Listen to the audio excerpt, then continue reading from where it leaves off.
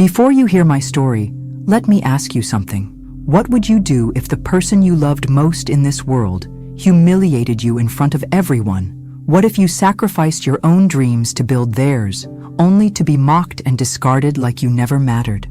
I stayed quiet for too long, but when I found out the truth, everything changed. Let me tell you how I went from being invisible to unforgettable. Don't forget to subscribe and tell me in the comments, where are you watching from? My name is Helen Carter. I'm years old, widow, artist, grandmother. I've never had a big life, never needed one. I lived quietly in a modest little home in Montpelier, Vermont. My days were spent painting, listening to the wind, and thinking of the people I loved, mostly Madison. Madison is my granddaughter. I raised her like a daughter, really. My own daughter, Lauren, had her at. She was overwhelmed, working 2 jobs just to stay afloat. So Madison spent her early years with me, finger painting in the kitchen, riding her tricycle in our cracked driveway, helping me pick dandelions for bouquets that wilted in jelly jars by the window. She used to call me Nana, not Grandma, not Granny, just Nana. When she was little, I was her whole world. Years passed, she grew up, the world took over. iPads replaced storybooks. Social media replaced those kitchen painting sessions. And I just stood back, proud but quietly heartbroken, watching her life drift into something I barely recognized. But I kept loving her. I never stopped. And for 12 years, I did something she never knew. Every month, I put aside whatever I could from my fixed income. Birthday money, grocery savings, even skipped medications to build a college fund for her. I knew she wanted to go to CalArts, the big, shiny, expensive school in California that all the artsy kids dream about. Tuition? Insane. Living costs? Worse. But I believed in her dream more than she did, even though she'd stopped painting years ago, even though she never mentioned it anymore, even though she didn't really visit much unless she needed something. Still, I believed. And for her 18th birthday, I wanted to give her something more than money. I wanted to remind her of who she used to be, of who we used to be. So I painted her a gift. Painted. Not just a painting, a memory on canvas. I spent weeks on it. Every stroke was a heartbeat. I painted the old swing in our backyard, the one she loved when she was 5, the golden retriever we had, Max, who passed away when she was 10, the daffodils that bloomed outside her window every April, a soft watercolor sky above it all. I wrapped it carefully in brown craft paper and tied it with a white satin ribbon. Slipped a little card inside that said, "May your future be as bright as the little girl you used to be." I smiled as I placed it in the back seat of my car, heart full, hopeful. I imagined her face lighting up when she opened it. I imagined her hugging me, maybe even crying a little. I imagined wrong. The party was nothing like the birthdays I used to throw for her. You know, backyard barbecues, cake baked from scratch, streamers hung with tape and love. No, this was glossy. Her mother, Lauren, had gone all out. White linen tables under a giant tent, a catered buffet, a DJ. Madison had a whole table just for her gifts, stacked high with fancy boxes in designer wrapping paper. Everything screamed money. Everything except for me. I stood there in my old gray cardigan, clutching the painting like it was made of glass. No one really noticed I'd arrived. That was okay. I wasn't here for them. Madison wore a tight pink dress and heels higher than I could ever manage. She moved from table to table, laughing loudly, taking selfies, surrounded by friends who barely acknowledged me. Eventually, Lauren spotted me and forced a polite smile. "Oh, you made it," she said, like I was a distant cousin and not the woman who once changed her child's diapers. I handed her the gift and smiled gently. "Where should I?" "You can just put it with the others," she said, already turning away. But I didn't. Something told me to wait. I wanted to give it to Madison myself. I needed to. When she finally got around to opening the gifts, the crowd gathered. People recorded with their phones. She tore through boxes, designer bags, cash cards, AirPods. Then she reached mine. I saw her pause. My wrapping wasn't fancy. It was humble, handmade. "Oh, this one's from my Nana," she said, forcing a smile. She unwrapped the paper, opened the box, and held up the painting. Silence. Then came the laugh. "Are you serious?" she said, holding it up like it was a joke. "A painting? That's it? It must have been cheaper than buying a real gift." The kids around her snickered. Someone muttered, Vintage vibes, I guess. Lauren gave me a quick, uncomfortable look but said nothing. I stood frozen. My hands hung useless at my sides. It's sweet, I guess, Madison added with a shrug, propping it against the table leg like a forgotten decoration. Everyone moved on. No one saw my face. That's the thing about being invisible. No one notices when you're in pain. I turned and walked back to my car. Each step felt like I was dragging years behind me. Years of birthday cakes baked alone. Years of scraped knees kissed better. Years of whispered prayers over bills just so she could have ballet shoes or paint supplies or summer camp. I sat in the driver's seat with the door closed and the engine off. I didn't cry loudly. I didn't sob. I just stared at my hands on the steering wheel, watching as a tear slid down and landed right on my wedding band. It was then I realized something. That painting was the most honest thing I had to give, and she didn't see it. None of them did. Not really, but I would never forget. When I got home that night, I didn't bother turning on the lights. I just walked into the kitchen, set my purse on the counter, and stood there in the dark. The silence of the house wrapped around me like an old friend. No laughter, no music, no voices telling me to smile more, no one asking if I was okay. I opened the cupboard, took out a chipped teacup, filled it with tap water, and sat down at the table where I used to help Madison with her homework, where she used to sit cross-legged, hair in a ponytail, asking me what colors to use in her drawings. I glanced toward the painting corner. The easel stood bare. The table beside it, cluttered with brushes and dried-out tubes of paint, sat untouched since the day I finished her birthday gift. That painting, it took me weeks of aching wrists and blurred vision, weeks of waking up at night because I thought of one more detail to add. She called it cheap, and they all laughed. I stared down at my teacup. My reflection was barely visible in the ripples. Then I stood up, walked to the hallway, opened the drawer where I kept the folder labeled College Fund Madison. It was a thick folder, stuffed with every document, receipt, and printout from the savings account I'd built slowly over 12 long years. Every deposit, every transfer, every small sacrifice. I'd skipped new clothes, I'd skipped haircuts, I canceled cable. Every time I put that money aside, I told myself, it'll be worth it. She's worth it. I turned on my old desktop computer, the one I barely used anymore, logged into the online banking portal, typed in my password, the same one I used since the day I opened the account, for Madison. The balance blinked on the screen. Toss. I stared at it for a long time. I knew exactly how much every dollar cost me. Then I clicked transfer. Not to Madison, not to the college fund, to me, to my personal checking account. I watched as the progress bar moved slowly, like it was waiting for me to change my mind. But I didn't. Not this time. Transfer complete. Balance. I closed the folder, shut the drawer, turned off the computer. No one needed to know. Not yet. I wasn't doing it out of spite, not revenge. It was something else. A quiet decision, made in a storm of humiliation. For the first time in my life, I chose me. Not my daughter, not my granddaughter, not the idea of what a good grandmother should be. Just me. I made a cup of tea the right way this time, warm, with honey. I sat in the quiet, sipped slowly, and let the silence heal a tiny piece of me. I didn't feel powerful. I didn't feel angry. I just felt done. The next morning, I was still unsure whether the night before had really happened. I shuffled into the kitchen, slippers scuffing against the linoleum, and stared at the computer like it was some kind of ghost. The bank account was real. The transfer was real. The money was in my name now, not hers. I thought I'd feel worse, but I didn't. There was no guilt, just a strange, unfamiliar quiet in my chest. Not peace exactly, more like the absence of chaos. That same afternoon I got a text. Hi Nana, can I stop by today? Miss you. I stared at the screen for a long time. She hadn't called me Nana in months, maybe longer. I didn't answer right away. 2 hours later, there she was, Madison, on my porch with a tray of cookies from that expensive bakery downtown, the kind I could never afford but always admired in the window when we passed by. Her hair was pulled back, her makeup lighter than usual, her smile too bright to be real. Nana, she chirped, wrapping her arms around me before I could even react. I stiffened.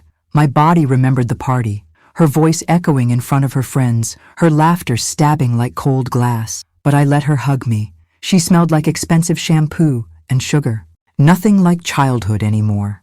I was just thinking about you, she said, walking into the kitchen like she used to when she was small. I wanted to apologize for the party. I was just overwhelmed. I didn't mean what I said. She sat at the table, folded her hands. Her nails were perfect. Her phone glowed softly in her lap. I shouldn't have said that about the painting. It was really sweet of you. It's actually beautiful. I nodded slowly, trying to read the expression on her face. Was it real? I wanted it to be real. I missed you, she added. I know I haven't been around. Things got busy, but I'm here now. She took my hand across the table. Her eyes shimmered, almost like tears. I've been thinking a lot about college, she said quietly. About CalArts. I know the fund is, complicated now, but I just want to be close to you again. I'm not here for the money, Nana. I swear, I miss us. The words wrapped around me like ivy. Soft, familiar, dangerous. I felt something loosen in my chest. Maybe she was growing. Maybe the shame at the party had awakened something inside her. Maybe I had been too harsh. After all, she was young. Stupid. We've all been that. I'll think about things, I told her gently. But I'm glad you're here. She smiled, the big one. The same smile from when she was 7 and used to draw me pictures of rainbows and write "I love you, Nana" in shaky crayon. We ate cookies. She stayed for dinner. She helped wash the dishes and asked about my latest painting. She even brought up a few childhood memories. The swing, Max, the daffodils.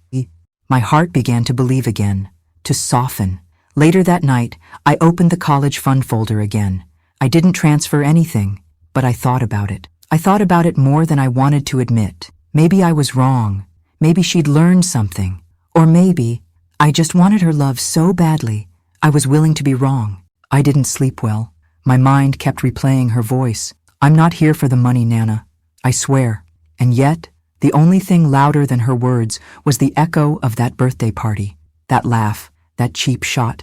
But I pushed the doubt down, buried it deep, because sometimes you'd rather believe a lie that feels like love than accept a truth that leaves you alone.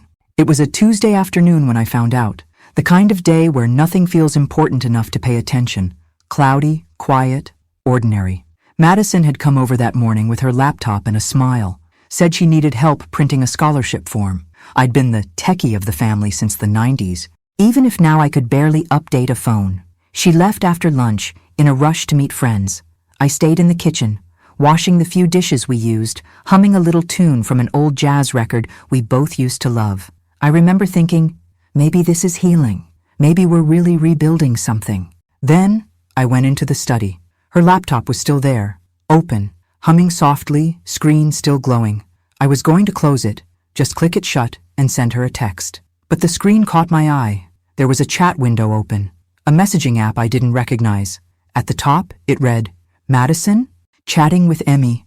My gut told me to look away, but something deeper, something primal, something protective, told me to read. The last message hit me like a slap. Don't worry, she's falling for it. I've been sweet, cried a bit, told her I missed our bond. Classic emotional bait. She always melts with that family crap. My hands trembled. Another message blinked below it, fresh and ruthless. Just need a couple more visits. She's already thinking about putting the fund back. I know it. Told you. She's predictable. I'll be in CalArts by fall. Manifesting? I stared at the words. They weren't just cruel. They were calculated. This wasn't a mistake. It wasn't a slip of the tongue. It was a plan. Everything. The visits, the hugs, the stories about Max and the daffodils, every tear, every cookie was a script, written to manipulate me. I didn't know how long I stood there. Could have been minutes, could have been hours. My legs finally carried me to the sofa, and I sat down slowly, laptop still open on my lap, the words blaring like neon signs. Her voice, her sweetness, every "Nana, I missed you" played in my head like a broken record, and every single one sounded faker now than the last. I felt cold, like someone had turned off the sun. How did I not see it? How did I fall for it again? I looked at her messages, peppered with emojis and exclamation points, like they weren't even written by the girl I raised. She sounded like a stranger. Worse, a predator, targeting my emotions, manipulating my heart, using love as a weapon. I wanted to scream, but I couldn't make a sound. Instead, I closed the laptop slowly, like shutting a casket. The grief was real, but this time, it wasn't grief for a person I'd lost. It was for a person who never really existed. The version of Madison in my head, the sweet, curious child with paint on her cheeks, who once told me I was her best friend, that girl was gone. Maybe she'd been gone for longer than I realized. I sat in silence for the rest of the day, letting it sink in. This wasn't just disappointment. It was betrayal. And it wasn't accidental. It was intentional. I walked to my painting corner later that evening, pulled the cloth off the canvas she had mocked at the party.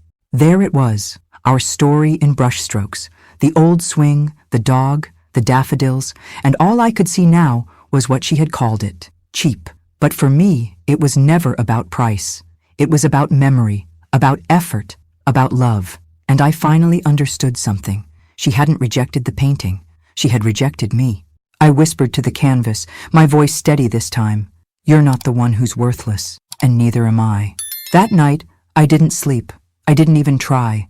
I just sat in my old rocking chair in the living room, a blanket wrapped around my shoulders. The house dark except for the faint yellow glow of the porch light leaking through the curtains. It was strange how quiet pain could be, how it didn't always scream.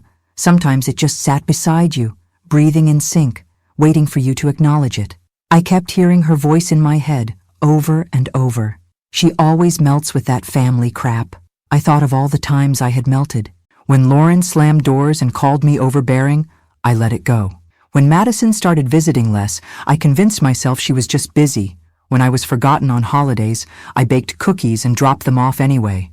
I melted because love made me soft, because I believed in forgiveness, in loyalty, in second chances. But now I saw it for what it was, survival. I had spent a lifetime sacrificing pieces of myself so no one would leave. I gave until there was nothing left, and then I gave more. And for what? So my granddaughter could laugh behind my back, so I could be manipulated into handing over my life savings like some gullible, lonely old woman. I felt rage that night. Not loud rage, not destructive. It was a quiet, focused kind of rage, the kind that sharpens you, that peels the wool off your eyes and shows you who you've become and who you're done being.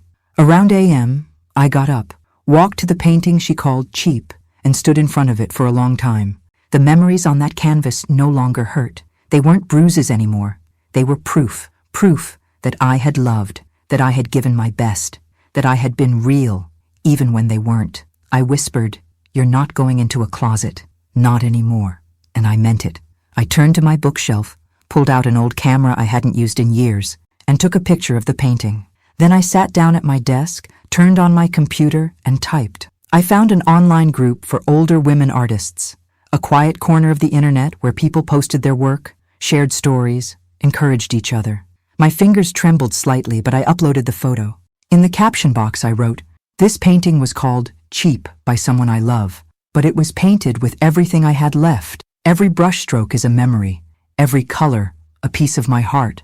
Maybe it's not enough for some people, but it was everything to me." I hit post. I didn't expect much. Maybe a few likes, a kind comment or two. But it wasn't about attention.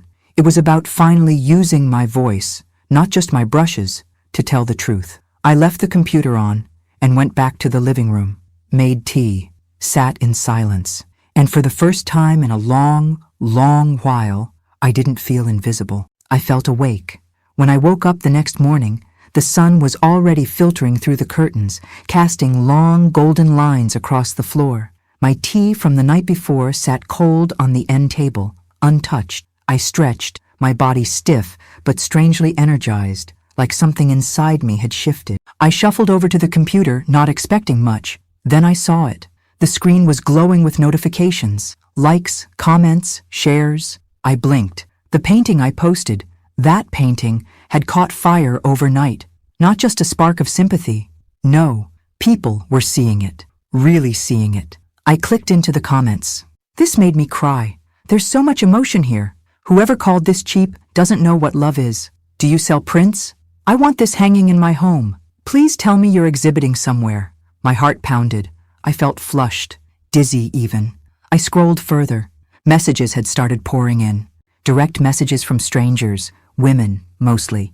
Women who were mothers, grandmothers, daughters. Women who said they saw themselves in my story, that they'd been called too sentimental, too giving, too soft. But this painting, it was power. And then, one message stood out. "Hi, Helen. I'm a curator for a small gallery in Brooklyn. Your piece stopped me cold. Would you consider exhibiting it? We'd be honored." I read the message 3 times. Brooklyn? A gallery? I looked back at the painting, still leaning quietly against the wall near the dining room, half in shadow. The swing, the dog, the daffodils, my memories made public. My hurt turned into something beautiful. I answered with trembling hands, yes, I'd be honored too. Within hours, more messages arrived. Art magazines, influencers, a woman from a major platform asking if I would do a feature story. It was like I had thrown a tiny stone into a still lake and somehow triggered a tidal wave. Later that afternoon, the curator from Brooklyn called me. Her name was Dana. She said she wanted to fly in to pick up the painting herself. "I want to treat this piece with the care it deserves," she told me. "It's not just art. It's a story people need to hear." She asked about the title. I hesitated. Then I smiled. "Call it The Rejected Gift." Dana paused, then said, "Perfect." After we hung up, I sat at my kitchen table and let it wash over me. It wasn't about revenge. It wasn't even about Madison anymore. It was about me, reclaiming the parts of myself I had given away too freely. It was about taking what they dismissed and turning it into something untouchable. That night, I didn't just sleep. I dreamed of color, of light, of finally being seen. 2 weeks later, I stood in the middle of a sunlit gallery in Brooklyn, my hands shaking as people moved around me, murmuring, studying, pausing longer than I ever thought they would. My painting hung on a clean white wall, framed simply, lit softly. It looked powerful, not because of technique or style, but because of the story behind it. My story. "The Rejected Gift," the placard read, by Helen Carter. I must have stared at that little sign for 5 full minutes. Dana, the curator, came up beside me. "We had over 300 people at the opening," she whispered. "It's the most attention we've gotten all season." I blinked, stunned. She smiled. "And there's more." She led me to her office in the back, a quiet little space filled with sketches and portfolios. On the desk was a printed email. A private collector in Manhattan wanted to buy the piece, $20,000. Cash. I stared at the number. It didn't feel real. Dana watched my expression. "You don't have to sell it," she said softly. "But if you do, this could fund a new studio, travel, materials, whatever you want. You've got something rare, Helen. Voice and heart." My lips trembled. For so long I had thought my voice didn't matter, that my heart was a burden, that all I was a vessel for other people's dreams. But here, now, my pain had value. My truth had worth. I nodded. "Tell him yes." We sealed the deal that day. I signed my first artist's contract, my hand barely steady enough to hold the pen. Dana insisted on taking a photo of me in front of the painting before it left the gallery. "Smile like you mean it," she said, and I did. For the first time in what felt like years, I really meant it. Back home in Vermont, things were different. Lauren called once, out of the blue, just to say she heard my painting was getting attention. No apology, no congratulations, just curiosity. I didn't give her the details. And then Madison showed up. She hadn't called, just knocked on the door one afternoon with a tired expression and tear-glossed eyes. I almost didn't answer, but I did. "Can we talk?" she asked. I stepped aside, let her in.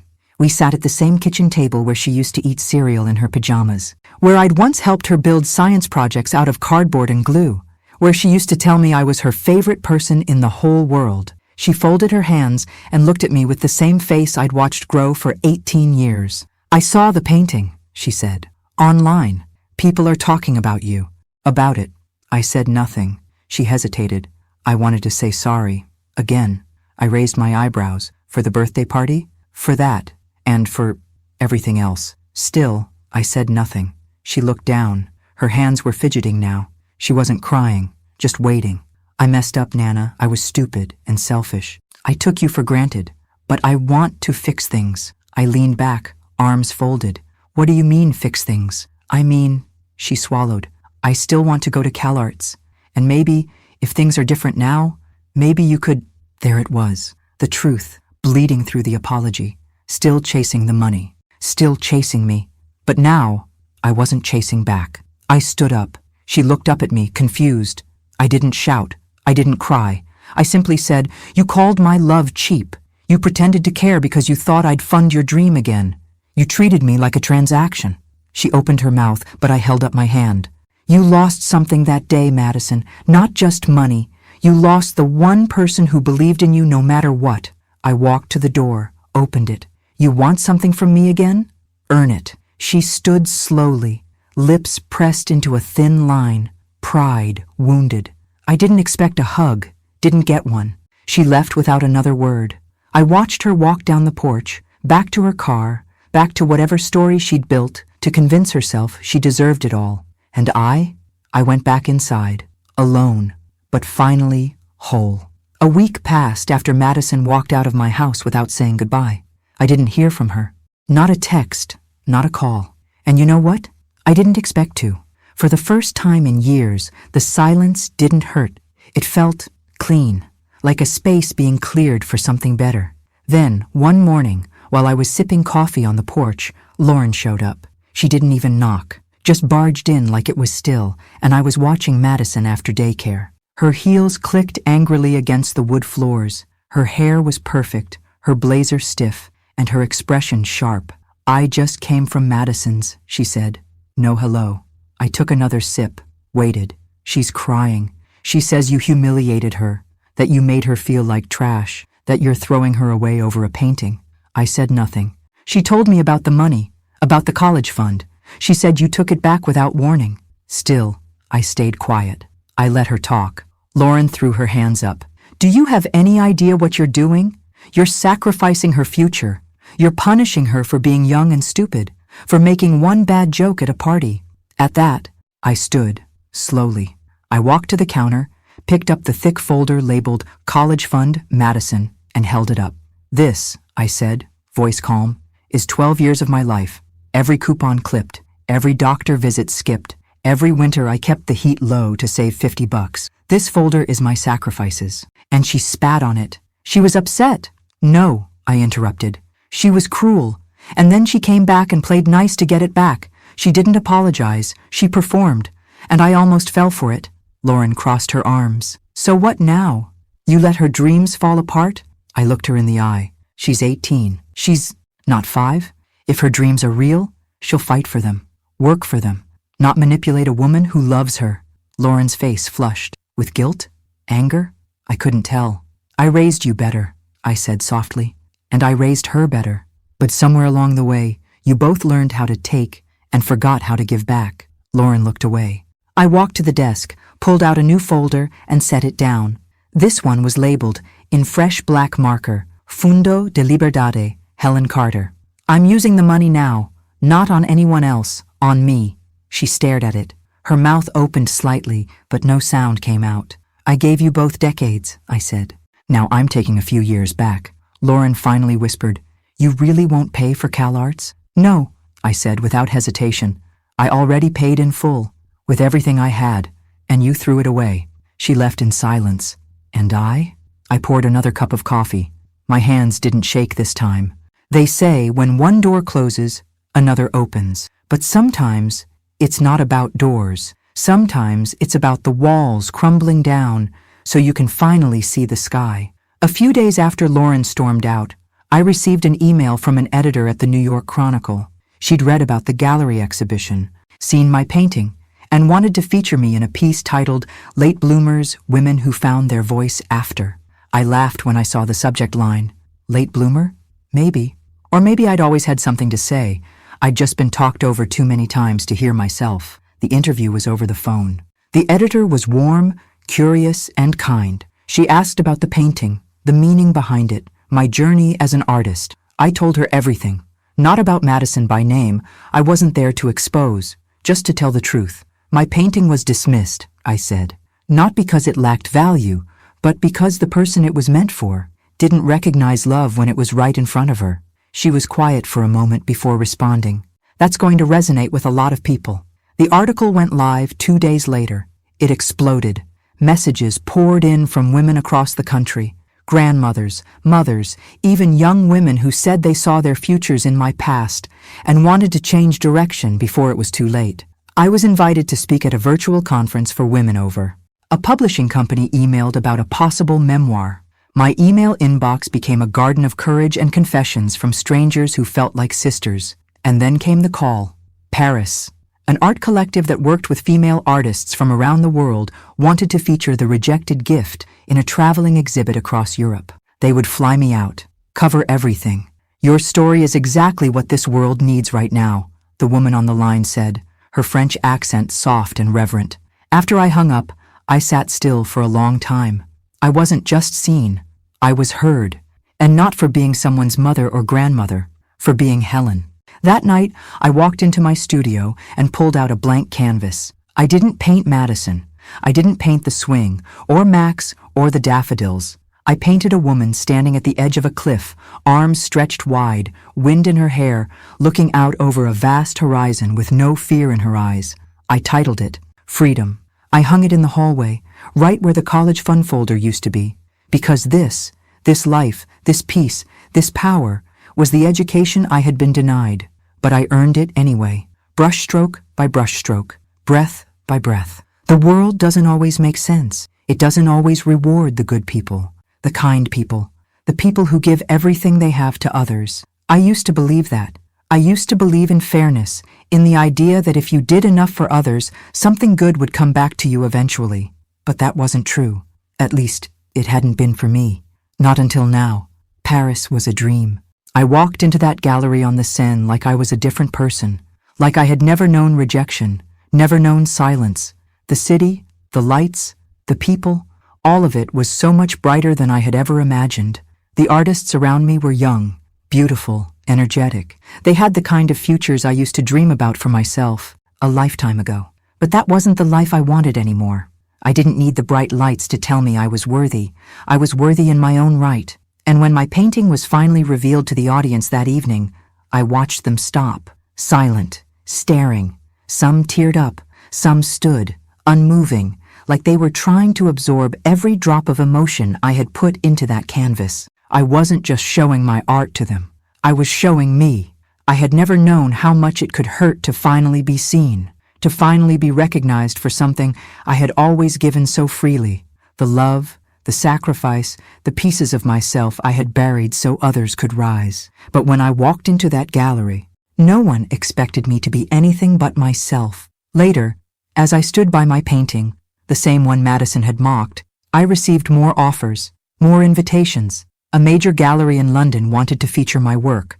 A woman from an art collection in Australia said she wanted to include my pieces in an exhibit on female empowerment. I was invited to speak at more events, share my story, share my art. The emails flooded in, the calls came nonstop, and in each one, I heard something new. Your story matters. Your voice is important. But none of it mattered as much as the next moment. One evening after the show in Paris, I walked along the river, the city lights twinkling in the distance. It felt surreal, like a dream, one I never thought I could touch. I sat down at a small cafe, alone, a small glass of wine in front of me, a slice of bread on the table. The world seemed so vast, and yet I was no longer small. I was no longer the quiet woman in the background, blending into the shadows. I was Helen Carter, an artist, a creator, a woman who finally understood her own worth. And in the stillness, as the night settled around me, I finally felt at peace. I hadn't just broken free from Madison, from Lauren, from the world that had made me feel invisible. I had broken free from myself, the self that thought she wasn't enough, the self that had let everyone else take. I realized I wasn't just surviving anymore. I was living. When I flew back to Vermont, everything was different. The house felt like a new place, lighter, brighter. I began working on a series of new paintings. Each one reflected the growth I had experienced, the emotional healing. I painted women, not just the soft, nurturing versions I had always been. These women were strong, bold, fierce. Some were standing tall in front of mountains, others with their arms raised to the sky, unafraid to be seen. I was no longer the woman who stayed quiet, who allowed herself to be forgotten. I wasn't invisible anymore, and neither was my art. But the true gift, the real freedom, It came when I took my place in this world without hesitation, without apology. I was finally the woman I had always been meant to be, and that was priceless. I had been back from Paris for a few weeks now, and everything had changed. Not just in the world around me, but within myself. The emails still flooded in, the offers kept coming. Art collectors, galleries, press outlets, all asking for a piece of me, of my story, of my art. It was surreal, and yet, somehow, it all felt so right. But I didn't chase the fame. I didn't chase the recognition. What mattered now wasn't the applause or the money. It was the quiet moments I got to spend in my own skin, unburdened, unapologetic, and finally, at peace. One evening, I stood on the porch of my home in Vermont, watching the sun dip below the horizon. The landscape stretched out in front of me, fields, trees, the small creek running through the property. The wind carried the scent of pine, and the world felt alive. Alive in a way it hadn't in years. I had no idea where Madison was now. I had stopped asking. Lauren hadn't called. Maybe they were still angry. Maybe they were still upset that I wasn't the woman I used to be, the one who gave everything without question, without ever asking for anything in return. But that woman was gone, and in her place was someone stronger, someone who knew her worth. I painted every day now. I didn't think about Madison anymore when I picked up my brush. I thought about what came next. I painted women with open arms, standing tall, gazing into the unknown with no fear in their eyes. And when I finished those paintings, I didn't just display them in my studio. I shared them with the world. They spoke to the hearts of women who, like me, had been silenced or overlooked. Women who had lived their lives in the shadows of others, who had been told that their love wasn't enough. That was the moment I realized what had happened. I had given my heart away for years, without realizing I was the one who needed to be seen. The most unexpected thing happened that day when I received a letter in the mail. A small envelope with a simple return address, Madison's name written in careful, familiar script. My chest tightened as I tore it open. I didn't know what to expect. I hadn't heard from her in months. The letter was short. Nana, I can't undo the hurt I caused you, and I'm not asking for anything. I've been working on myself, and I know I don't deserve your forgiveness, but I do want to say I'm sorry. I've been selfish, and I regret how I treated you. I hope one day you'll see me differently. Love, Madison. I read it twice, the words sinking in slowly. I wasn't angry. Not anymore. I wasn't even hurt. I was just done. I had let go of the pain, of the expectations, of the years of trying to hold on to something that was never meant for me to carry. I took the letter, folded it carefully, and placed it in the drawer with the college fund folder that had once consumed my life. The money was gone, but the weight was gone too, and with it, any need for validation from anyone but myself. I spent the next few months traveling. I went to Europe again, this time to places I'd never imagined I would visit. I saw new things, met new people, and found beauty in everything. I laughed more, I loved more, and I painted with a freedom I had never known. One afternoon, as I wandered through an art market in Spain, I met a man, a kind man. His name was Thomas. He was an artist too, older than me, with a gentle soul and an appreciation for life's small moments. We talked for hours about art, about loss, about love. There was no rush, no pressure, just two people talking openly, honestly. We saw each other a few more times. We talked about the lives we had lived and the ones we wanted to live now. He wasn't looking for someone to complete him, and neither was I. But together, we found something that felt real. It wasn't about filling a void. It was about creating something beautiful from what was already there. And when we parted, I didn't feel lonely. Not anymore. Because I knew deep down, that I had everything I needed. Not in anyone else, but in myself. Back in Vermont, I stood in front of the canvas I had been working on for months. It was a portrait of a woman, older, but with strength in her eyes, her arms stretched wide as if embracing the world, fully alive, fully present. There were no restrictions on her, no shame, no guilt, just peace. I titled it Freedom, because that's what I had finally found. It was mine, all of it, and it was priceless. Thanks for listening. Don't forget to subscribe and feel free to share your story in the comments. Your voice matters.